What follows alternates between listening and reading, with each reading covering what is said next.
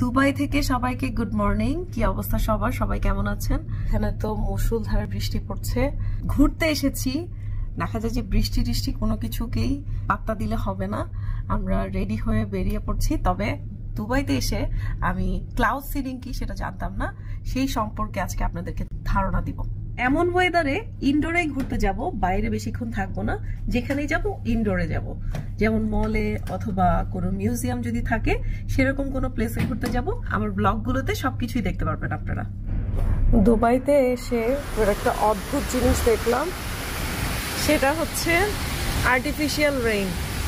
এখানে এটাকে বলা হয় ক্লাউড সিডিং।